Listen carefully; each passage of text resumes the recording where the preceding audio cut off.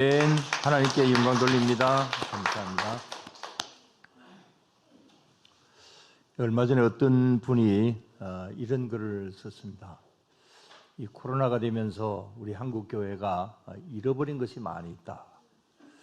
그 중에 기도하는 영성을 잃어버렸다. 그런 글이었습니다. 그리고 쭉 이야기를 하기를 청와대에서 1년에 한두 차례씩 믿는 대통령이든 아니든 전통적으로 이제 청와대에서 조찬기도회를 1년에 몇 번씩 가졌는데, 그러나 그것이 몇 년 동안 거의 이제 그것은 상실되었다. 또 국회에서 믿는 국회의원들끼리 일주일에 한 번씩이나 또 한 달에 한두 번씩 조찬기도회를 하는데, 그러나 코로나 때문에 이것도 전혀 그런 기도회도 가지지 못했다. 교회에서도 역시 마찬가지로 이 기도하는 영성을 잃어버렸다. 왜냐하면 우리 교회는 새벽기도회 하지만 이런 때에 새벽기도회를 하지 못하는 교회들이 거의 절반 이상 되다 보니까, 그래서 이 교회도 역시 마찬가지로 기도하는 시간들을 잃어버렸다. 이런 이야기들. 그리고 또 개인적으로 기도하는 것도 역시 마찬가지로 다 잃어버리고 말았다. 사실 그래요.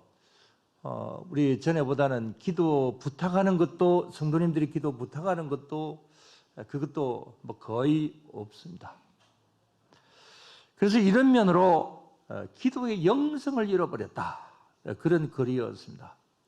충분히 공감이 되면서 정말 참 그렇다. 예배도 잃어버렸는데 이런 아울러서 기도의 영성을 잃어버렸다. 그럴 수밖에 없는 거죠. 그래서 한 몇 차례 정도 앞으로 이 기도에 대해서 말씀을 좀 드리고자 합니다. 이 기도, 우리 신앙생활 하는 가운데서 정말 중요한 것이죠. 그리고 또 이 기도에 대하여서 오늘 여기 본문을 보았는데, 이 본문을 이유 중에 하나는 성경에서 기도를 가장 많이 강조하고 있는 것이 누가복음입니다. 그래서 어떤 신학자가 말하기를 기도에 대한 어떤 확신을 얻으려고 하면은 누가복음을 읽어보라. 그렇게 말을 할 정도로 이 누가복음은 이 기도에 대한 많은 말씀들을 하고 있습니다. 자, 그런데 오늘 먼저 말씀을 드리고 또 질문을 드리는 것은 어떻게 기도해야 됩니까? 어떻게 기도를 해야 됩니까? 라고 하는 그런 질문입니다. 여기에 대해서는 오늘 본문이 길어서 이제 다 보지 않았지만은 11장 1절부터 보게 되면, 자, 11장 1절을 한번 봅시다. 다 같이. 예수께서 한 곳에서 기도하시고 마치심에 제자 중 하나가 여짜오되, 주여, 요한이 자기 제자들에게 기도를 가르친 것 같이 우리에게도 가르쳐 주옵소서. 어떤 제자가 예수님 앞에 와서 우리들에게 기도를 가르쳐 주옵소서, 그렇게 요청을 합니다. 그래서 예수님께서 이 요청을 받으시고 2절에서 4절까지의 이제 내용에서 기도는 이렇게 하라, 그러면서 기도를 가르쳐 주십니다. 자, 이 기도를 무슨 기도라고 합니까? 주기도문이라 그러죠. 주님께서 가르쳐 주신 기도, 그걸 이렇게 이제 줄여서 주기도문, 이렇게 이야기를 하죠. 자, 이 주기도문에 대해서 말씀을 하시고 난 다음에 5절 오늘 본 말씀, 또 이러시되 하면서 이제 이 기도의 한 예를 들어서 이제 말씀을 하십니다. 자, 그러면 예수님께서 이 예를 들어서 말씀하시는 이 기도가 무슨 기도냐? 8절 말씀에 보면, 8절 저 뒤에 보면, 그 간청함을 인하여 일어나 그 요구대로 주리라 그랬습니다. 간청한다. 오늘 여기에 이 5절 이하에서 하시는 말씀은 간청하는 기도입니다. 주기도문을 쭉 이야기를 하신 다음에 이제 이 간청하는 기도에 대해서 말씀을 하시고 있는 거지요. 자, 구체적인 내용은 여러분들 잘 아시기 때문에 많이 말씀을 드리지 않겠습니다만, 대략 말씀을 드리면 깊은 밤중에 어떤 사람의 집에 친구가 찾아왔습니다. 자, 예수님께서 예를 들어서 말씀하시는 거죠. 친구가 찾아왔는데 밤중에 찾아왔다. 이건 우리가 볼 때는 이해가 안 되지만 그러나 이 중동 지역이나 이스라엘이나 이런 지역에는 이제 이 무더운 날씨이기 때문에 이제 시원해지면 오후 늦게 시원해지면 이제 길을 떠납니다. 그러다 보니까 목적지에 도착을 하면 저녁 늦은 시간이 되는 경우가 많이 있습니다.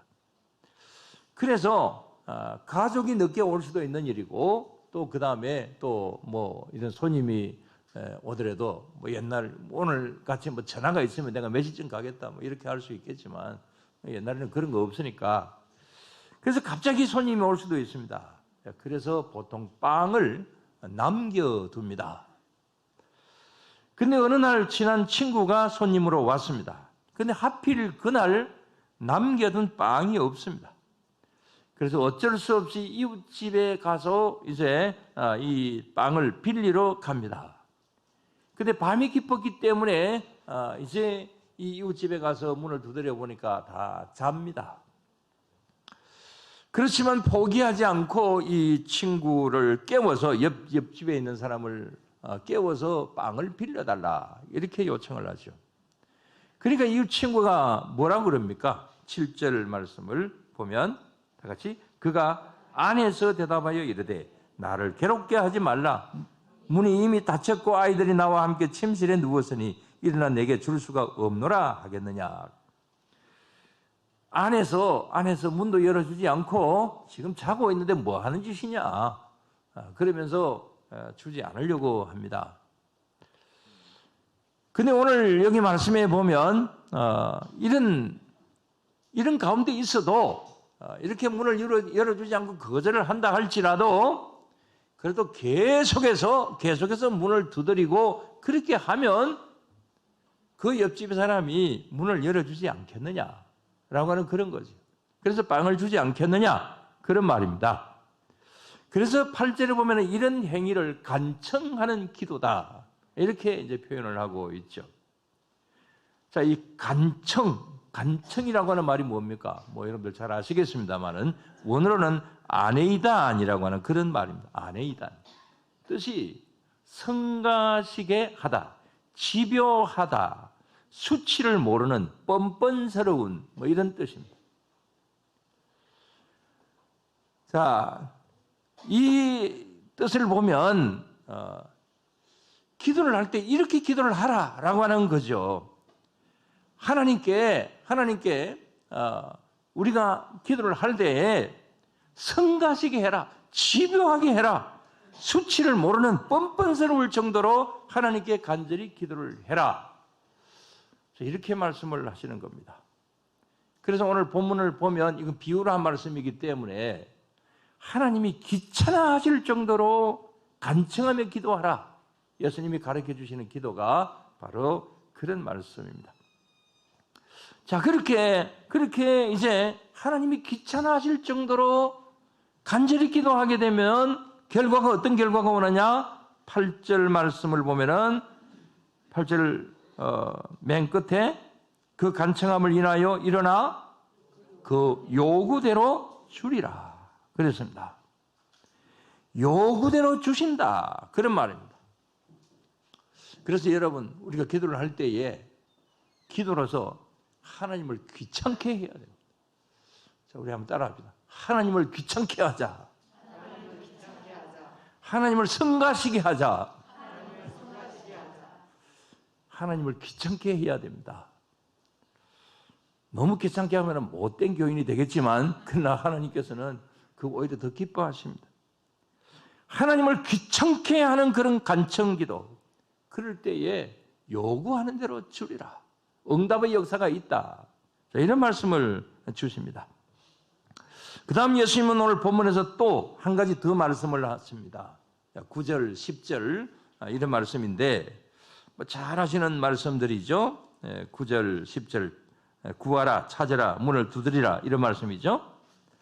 자, 이렇게 간청하면서 기도할 때에 이렇게 하라고 하는 겁니다. 어떻게? 구해라. 그 다음에 찾으라, 문을 두드리라, 이렇게 말씀을 합니다.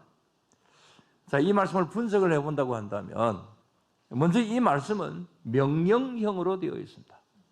권유가 아닙니다. 이렇게 해야 된다, 그러면서 명령형으로 말씀을 하세요. 그래서 오늘 본문을 보면 3번 명령을 하고 그 다음에 그렇게 하면 꼭 그렇게 된다고 3번 보장을 하고 있습니다. 그리고 이걸 해설해 보면 이 주석에 보면 뭐 이것을 뭐 이렇게 저렇게 해석을 하는 것이 몇 가지가 있습니다만은 그 해설의 한 가지를 보면 구하라고 하는 것은 소원을 기도로서 아뢰는 것이고, 그 다음에 찾으라는 것은 행동을 말을 하는 것이고, 문을 두드리라고 하는 것은 하나님과 이제 찾아서 단판을 벌려라, 그런 말씀으로 해석을 하고 있기도 합니다. 한마디로 끈질기게 간청하고 또 그 다음에 하나님과 단판을 지어서 그렇게 그를 나의 것으로 만들어라, 하나님이 응답해 주시도록 그렇게 매달려라, 이런 말씀들입니다. 그래서 예를 들면 교회 와서 기도하시건 다른 데서 기도하시건 기도 한 번 하고 끝내지 말고 응답이 안 된다고 해서 그래서 뭐 이제 틀렸다 그렇게 생각하시지 마시고 그 기도의 내용을 이루기 위해서 열심으로 노력을 해라. 또 찾았으면 거기에 멈추지 말고 계속 응답의 문을 두드리라, 그런 말씀입니다. 그래서 끝까지 응답이 될 때까지 집요하게 매달리면서 하나님을 뭐 하라고? 귀찮게 해라. 그럴 때 하나님은 오히려 그 귀찮게 하는 그런 간절한 모습을 보시고 그 요구대로 주신다. 좀 전에 말씀을 드린 대로 이런 말씀을 계속 주시는 겁니다. 여러분 이 사실을 믿으시기를 바랍니다. 그래서 언제나 하나님을 귀찮게 하심으로 말미암아서 응답받는 저와 여러분들이 되시기를 주의 이름으로 축원합니다. 그런데 이상한 말씀을 하나 드립니다. 그것은 이렇게 이 먹을 빵을 위하여서 기도하는 것, 이렇게 간청하는 것, 야곱이 베델과 야복 강가에서 내 인생의 복을 달라고 간절히 기도를 드리죠. 역대상 4장 9절에서 10절까지 보면은 야베스의 기도가 나오죠. 내 지경을 넓혀주시고 뭐 하면서 이렇게 야베스가 기도를 하죠. 자, 이런 육신적인 복을 비는 이런 기도가 정상적인 기도냐, 바른 기도냐? 여러분 어떻게 생각을 하세요? 자, 이런 기도가 정상적인 기도가 맞습니까? 바른 기도가 맞을까요? 이렇게 기도해야 하나요? 제가 질문을 했어요. 대답이 없어요. 이게 정상적인 기도가 맞습니까? 성경에 있으니까 정상적이죠? 근데 오늘 이런 이상한 질문을 드리는 이유는 일부의 사람들이 이런 육신을 위하여서 기도하는 것은 차원이 낮은 기도다, 기복적인 신앙에서 나오는 기복적인 기도다, 이렇게 말하는 사람들이 있기 때문에 이런 말씀을 드립니다. 그러면 그런 사람들이 이야기하는 바른 기도와 차원 높은 기도는 뭐냐? 그건 주기도문 오늘 2절에서 4절까지에 있는 이 주기도문을 예를 들어서 본다면 뭐 다른 여러 가지 주장들이 있지만 이 주기도문만 예를 들어서 본다면 고차원적인 기도가 어떤 기도냐? 하나님의 이름이 거룩히 여김을 받으시도록 하는 기도, 하나님 나라가 이 땅에서 이루어지도록 드리는 기도, 하나님의 뜻이 땅에서도 이루어지도록 하는 기도, 또한 이웃의 죄를 용서해 주는 기도, 이런 기도가 차원 높은 기도다. 그러나 이 세상에 자기 육신을 위해서 기도하는 것은 저차원적인 기도다. 그게 좀 심하면 기복적인 기도다. 이렇게 이야기를 합니다.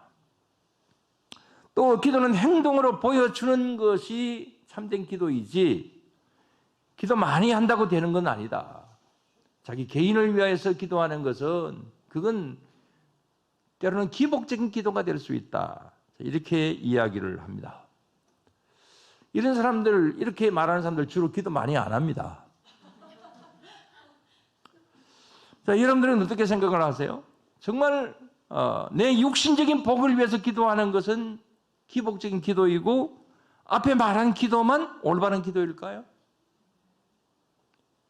그러나 그건 아닙니다. 두 가지 다 좋은 기도입니다. 자, 이런 기도도 해야 되고 저런 기도도 해야 됩니다. 예수님은 두 가지 기도 다 가르쳐 주셨습니다. 자, 주기도문을 예를 들었는데 주기도문을 보면은 우리 자신들을 위한 기도도 있습니다. 육신을 위한 기도도 있습니다. 자, 3절 말씀을 봅시다. 3절. 우리에게 날마다 일용할 양식을 주시옵고, 양식을 위해서 기도하라.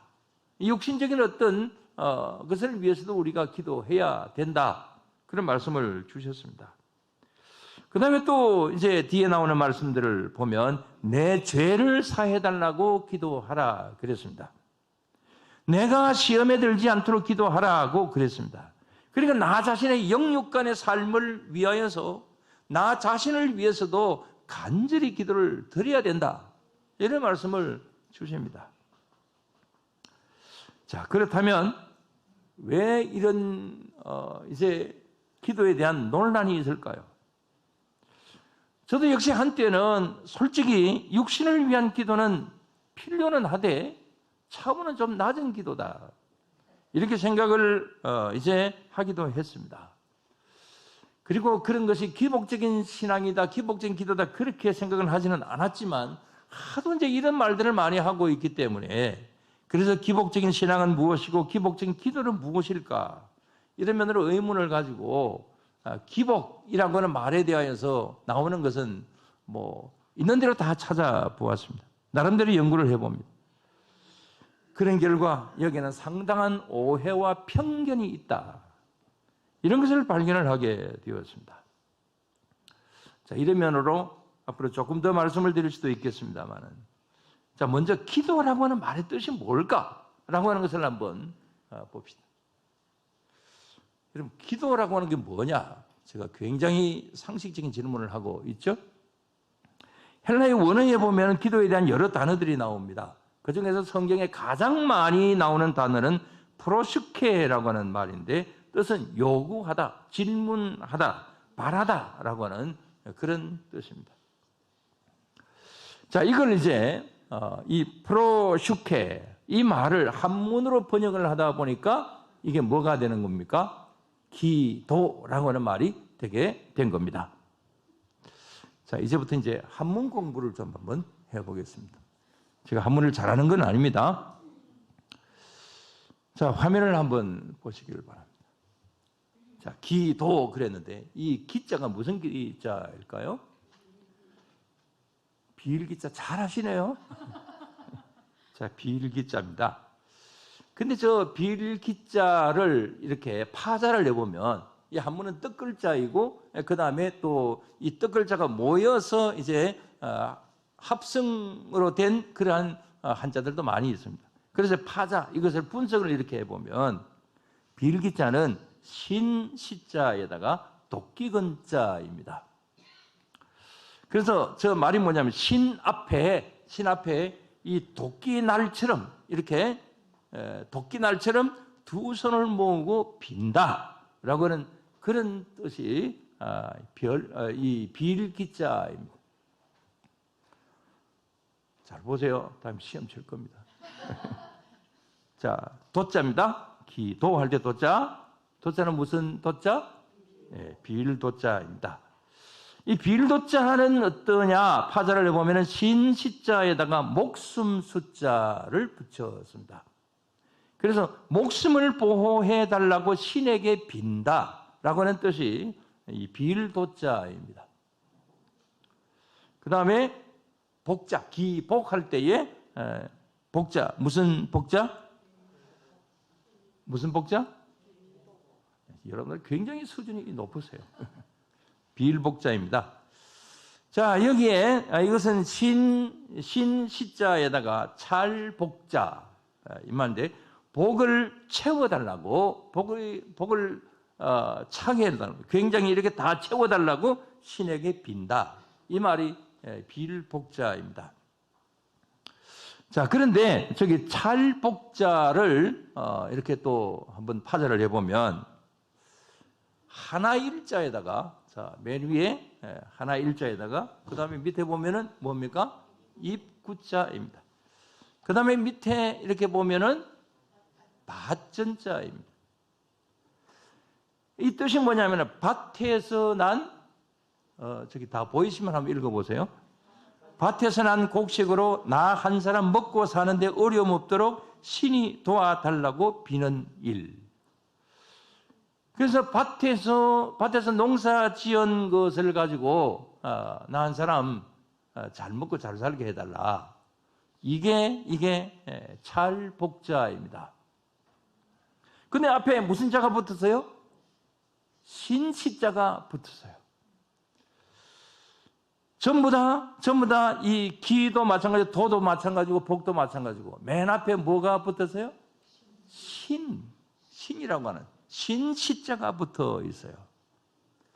자, 이 시자는 보일 시자, 또 다른 뜻은 신시자, 뭐 이렇게 이 두 가지 뜻으로 되기도 한데, 자, 결론적으로 본다고 한다면은 이 세 자 모두 다 신에게 도움을 구하고 비는 것을 의미를 하고 있습니다.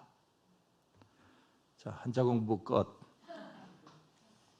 근데 왜 엉뚱하게 이런 말씀을 드리느냐 하면, 뭐 제가 그 기독교 신문이나 또 가끔 말씀을 드릴 때에 거의 모든 글자나 그 다음에 종교 문화의 근원은 뭐 세계의 다른 어떤 문화도 그 근원을 찾아서 올라가면 성경 말씀의 배경이 되는 메소포타미아 문명에 있습니다. 수리아 문명에 있습니다. 이것은 기도도 역시 마찬가지입니다. 조금 전에 한문에서 보시는 대로, 자, 이게 동양권에서 뭐 중국의 이제 한자에서도 보면 이게 이제 신에게 의지하는 이런 것이잖아요. 그래서 이 어떤 뭐 중국은 황하 문명이니까, 중국 문명이니까 이것도 근원을 찾아서 올라가게 되면은 바로 조금 전에 말씀을 드렸던 이 메소포타미아 문명. 자, 여기에서 근원이 시작이 되게 됩니다. 이건 뭐 우리 교회적인 입장에서 말씀을 드리는 것이 아니고 일반 고고학자들도 다 그렇게 보고 있습니다. 그 근원이 같다라고 하는 것입니다. 자, 그렇다면 이건 무엇을 말해줍니까? 자, 기도라고 하는 이 하나에서 이렇게 본다고 한다면 모든 기도의 대상은 원래 누구셨다? 신이셨다. 하나님이셨다라고 하는 겁니다. 그래서 기도의 내용도 주기도문에서 보시는 대로 먼저는 하나님께 영광을 돌려드리는 기도. 자, 이것이 우선이 되어야 되는 것이죠. 그래서 이게 뭐 고차원이다 저차원이다라고 하는 그런 의미가 아니라 우리의 기도에 있어서 가장 기본적인 것은 하나님 앞에 영광을 돌려드리는 이것이 우선이 되어야 됩니다. 그래서 하나님과 나 사이의 어떤 관계가 바로 되어야 되는 것이죠. 그 다음에 우리가 기도를 할 때 창세기 1장 28절에 있는 말씀, 하나님께서 우리들에게 이런 말씀을 하셨습니다. 아담과 하와에게 이런 말씀을 하셨습니다. 하나님이 그들에게 무엇을 주시매? 복을 주시매. 복을 주시며. 자, 저기 나와 있네요. 다 같이. 하나님이 그들에게 이르시되 생육하고 번성하여 땅에 충만하라. 땅을 정복하라. 바다의 물고기와 하늘의 새와 땅에 움직이는 모든 생물을 다스리라 하시니라. 그랬습니다. 아담 부부부터 시작을 해서 우리 사람들에게 이 땅에서 생육하고 번성해라. 이것을 위해서 구하라. 이렇게 말씀을 하십니다. 그래서 이것을 일면 다른 사람들이 볼 때는 이것을 가지고 너무 지나치게 말하다 보면 기복신앙이 된다. 이렇게 말을 하지만 그러나 이것은 하나님이 주신 당연한 복입니다. 다시 말씀을 드리면 원래 하나님은 영혼과 육신의 복을 같이 주신 것입니다. 그래서 이것을 위하여서 여러분들 노력하고 구하시는 것이 필요합니다. 오늘 이 시간에 여러분들이 육신적으로 필요하신 것이 있습니까? 필요하신 것이 있다고 한다면 그것을 위하여서 여러분들 간절히 기도하시기를 바랍니다. 그야말로 강청에서 하나님 정말 붙들고 야곱이 야복 강가에서 신음하면서 환도뼈가 부러지듯이 그렇게 간절히 요청을 했듯이 우리들에게 요청하는 기도가 있어야 되는 겁니다. 이건 결단코 기복적인 기도가 아니라, 기복적인 신앙이 아니라 하나님께서 원래부터 우리들에게 구하라고 하신 겁니다. 이로서 노력하라고 하신 거예요. 그런데 여기 문제가 생겼습니다. 그건 바벨탑 사건 이후로 이게 변질이 되게 됩니다. 자, 바벨탑 사건 이후로 사람들이 이렇게 다 흩어지게 됩니다. 아브라함과 이삭의 그 후손을 제외하고는 거의 대부분 우상숭배와 미신적인 신앙으로 변질이 되어 갑니다.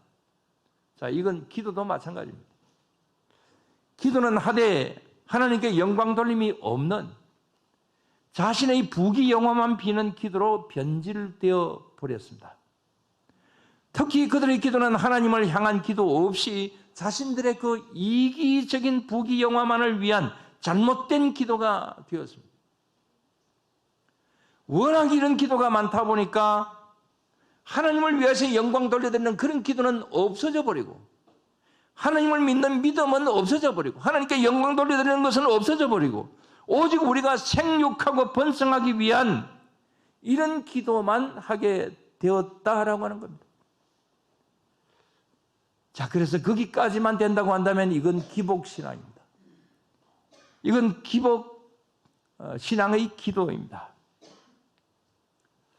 그래서 우리의 기도가 변질이 될 수가 있는 겁니다. 우리의 기도의 내용 중에 우리의 육신을 위해서 간절히 기도하는 것은 분명히 필요하고 하나님께서 허락하신 겁니다. 그러나 그 일 속에서 하나님을 잊어버렸다면, 하나님을 위한 기도가 없다고 한다면 그건 완전한 기복신앙이 되게 되는 거지요.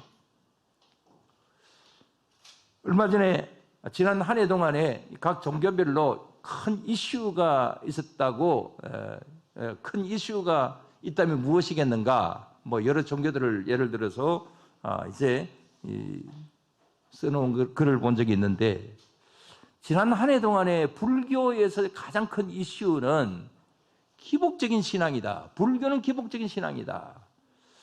이렇게 이야기를 한 성녀가 있어서, 그 성녀는 그 미국에서 온 하버드 대학을 나온 그런 성녀였죠. 갑자기 이름이 생각이 안 납니다. 해민이던가? 그래서 그 성녀가 그런 이야기를 함으로 말미암아서 지난 한 해 동안에 이 불교에서 굉장히 큰 파장이 일었습니다. 불교는 기복적인 신앙이다. 그런 말을 함으로 인해서 파장이 일었는데, 그러나 일부의 성녀들은 그걸 인정을 했습니다. 사실 그래요. 그 불교는 지금 현재 스카보니가 이제 이 전파를 했던, 그건 상당히 철학적이고 깊은 그런 의미가 있습니다.